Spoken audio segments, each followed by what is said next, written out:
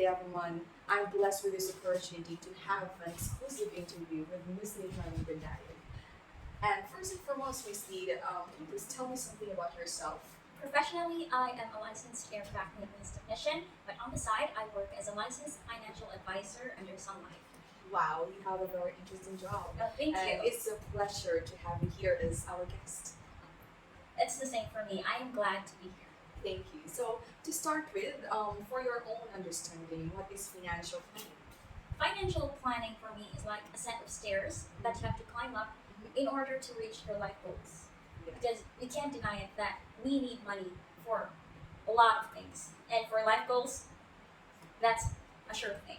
I mean, if you want to travel, you need money. If you want to invest in a business, you need money. So in order to have that excess money, you need to manage your finances as well. And that's where financial planning comes in. Wow, that was a very coherent answer. Thank you.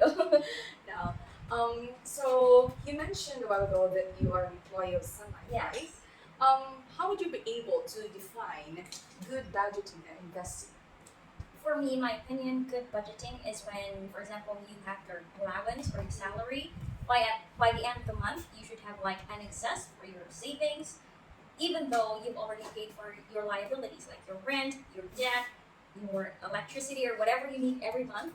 You should be able to pay it up, but you would also have that excess money for your savings or your investment or wherever you want to put it. So if you actually have that, then it means that you've got good budgeting. While for investing, as you said earlier, so for investing, I think that before you put your money into something like an investment, you should make sure that you will be able to get that money back. It may be not instantly, but in due time. Because investing is a long-term commitment. So you have to be skeptical. You have to make sure that the place where you're going to place your money in should be a good place so that it wouldn't be wasted. Because, for example, if you're going to invest on a really cool cell phone, even though you already have another one that does the same thing, so does that have? Will you be able to get your money back for that? So that's actually what we call debt investment. So, you know what, Ms. Lee, hearing your answer made me want to invest and, of course, use my allowance in good, use it in a proper way. I'm glad that you think about those things. Because it reminds me also of the proper, Handling. handling of money. All right, so how long have you been in Sun Life? I've actually been quoted just last year, July. Okay, so I see. So I just want to ask if you have any experience about financial scam. Actually, I have experienced being approached by these type of people, but I never actually, Deal with it or yeah. experience that thing. So when it comes to that, do really trust issue matter in experiencing financial scam? Yeah, actually, I've never experienced that, but yes, whenever you're trying to invest in something or someone approaches you, trust issues is a good thing. So you have to be skeptical. And one saying that I usually hear whenever someone approaches you and things like that is that if it's too good to be true, then there's a high possibility that it's a scam. Well, that's good. And do you agree, Ms. Lee, that we need to value insurance and taxes? Yes, of course. Most people, actually, I mean, a lot of people, right? They try to work hard in order to build their wealth, right? But there's nothing that could protect it unless you have insurance. So, I mean, it's really hard to wrap your mind around it. So, I'll give you like an example for it. For example, you've got a lot of businesses, right? Or you've got a lot of investments that you have to pay off every month. For example, you bought a condominium unit and you have to pay for it every single month. But at the same time, you rent it out, right? So that's like an investment. There's a return. But what if during that time, someone in your family got sick or you got into an accident? There's an emergency. Yeah, there's an emergency where a huge sum of money is needed. So where are you going to pull that out? So obviously, if you don't have a choice, you might sell your car or you might give up on that business because you need that money, right? There's no amount that could replace your health or your family, right? So, but if you have insurance, then the insurance will cover for all of those unfortunate times in your life that will eventually come.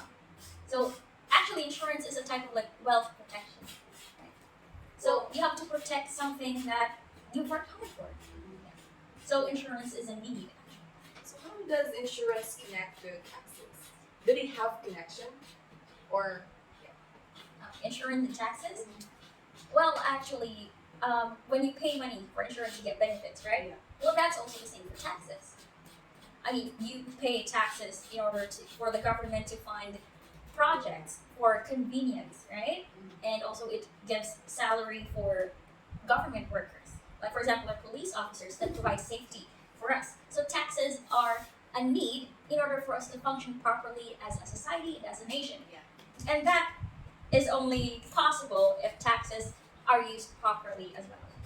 well, it's sustained in the whole country. Yes. So for our last question to our fellow CPAsians, do you have any tips about financial literacy? Financial literacy is a very underrated topic because it doesn't get like the attention that it needs. You can see that financial literacy is very scarce because of the poverty numbers in the below the poverty line, right, in the country. So it means that only a little bit of people pay attention to financial literacy. So for students, that since you're still like receiving, most of you are like Yeah. receiving your allowance and all that. So as we discussed, as I have told you earlier about budgeting, you have to budget your money properly. So I can give tips for that. So if you have, if you can use it as a student with your allowance, but you can also use it when you are already earning your salary. So first and foremost, you have to make sure that when you receive that amount of money, you should pay for your debts if you have any. Things that you pay monthly, like your rent, electricity, water, internet, and all of those. You have to first secure the budget for that. After that, the money that's left, take a piece of it for your savings. I think around 30% would be good.